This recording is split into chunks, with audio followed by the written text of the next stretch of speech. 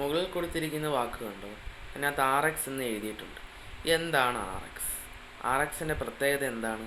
അതിൻ്റെ ആവശ്യവും ഗുണവും എന്താണ്? അതിൻ്റെ ലഘു ചരിത്രം നമുക്കിന്ന് പരിശോധിക്കാം. അതാകാം ഇന്നത്തെ ചർച്ച. RX എന്ന വാക്ക് പൊതുവായി ആരോഗ്യ മേഖലയിൽ മെഡിക്കൽ ഫീൽഡിലാണ് ഉപയോഗിച്ച് വരുന്നത്. അതായത് ഡോക്ടർമാർ അല്ലെങ്കിൽ ഫാർമസിസ്റ്റ് തുടങ്ങിയ പല ആൾക്കാരുമാണ്, പലതരങ്ങളിലുള്ള മെഡിക്കൽ ഫീൽഡിലുള്ള ആൾക്കാരാണ് ഇത് ഉപയോഗിച്ച് വരുന്നത്. ഈ RX എന്ന വാക്ക് ഗ്രീക്ക് വാക്കായ റെസിപ്പിയർ എന്ന വാക്കിൽ നിന്ന് ഉത്ഭവിച്ച്. റെസിപ്പിയർ എന്ന വാക്കിന് രണ്ടർത്ഥമുണ്ട്. ടു ടേക്ക് ദസ്, അതായത് ഇതെടുക്കുക, എടുക്കുക തുടങ്ങിയ അർത്ഥങ്ങളാണ് അതിനുള്ളത്. ഈ വാക്ക് RX എന്ന വാക്ക് കുറിച്ചുകൊണ്ട് വേണം രോഗികൾക്ക് മരുന്ന് എഴുതി തുടങ്ങാൻ എന്നാണ് മെഡിക്കൽ സയൻസിലൊരു രീതി. അങ്ങനെയാണ്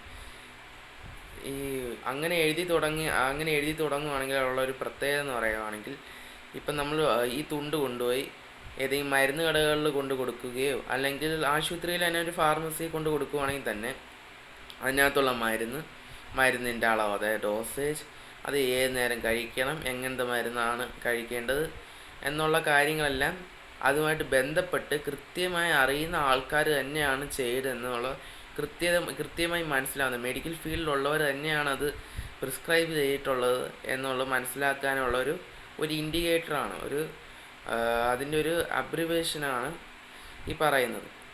നമ്മൾ ഈ RX എന്ന വാക്കുകൊണ്ട് സൂചിപ്പിക്കുന്നത്. ഇനി ഇതുമായിട്ട് ബന്ധപ്പെട്ട ഒരു ചരിത്രം കൂടി നമുക്ക് പരിശോധിക്കാം. അത് എത്രത്തോളം കൃത്യമാണെന്ന് അറിഞ്ഞുകൂടാ, എങ്കിൽ പോലും പറയാം. അതിനകത്ത് RX എന്ന വാക്ക്, ഈ RXനോടൊപ്പം അല്ലെങ്കിൽ RP എന്നും ചേർത്ത് നമുക്ക് പറയാം. രണ്ട് രീതിയിലും പറയും. ഇതിനകത്ത് ഈ R എന്ന അക്ഷരം റോമൻ ദേവനായ ജൂപ്പിറ്ററിനെയാണ് സൂചിപ്പിക്കുന്നത്.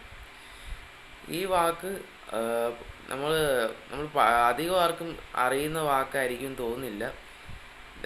ഈ വാക്ക് നമ്മൾ ഇനിയെങ്കിലും നമ്മൾ ശ്രദ്ധിച്ച് നോക്കിയാൽ മതി. ഈ രീതി, ഈ RX എന്ന വാക്ക് എഴുതുന്നത് പരമ്പരാഗതമായി മെഡിക്കൽ ഫീൽഡിൽ പാലിച്ചു വന്ന ഒരു കാര്യമാണ്. അപ്പോൾ എന്തായാലും ഇന്നത്തെ എൻ്റെ ഈ കൊച്ചു വീഡിയോ ഇഷ്ടപ്പെട്ടെന്ന് കരുതുന്നു. വീഡിയോയിൽ എന്തെങ്കിലും തെറ്റുകുറ്റങ്ങളൊക്കെ ഉണ്ടെങ്കിൽ ക്ഷമിക്കണം. പരിമിതമായ ഡേറ്റകളിലൂടെയാണ് ഈ വീഡിയോ തയ്യാറാക്കിയിരിക്കുന്നത്. എല്ലാവർക്കും നന്ദി, നമസ്കാരം.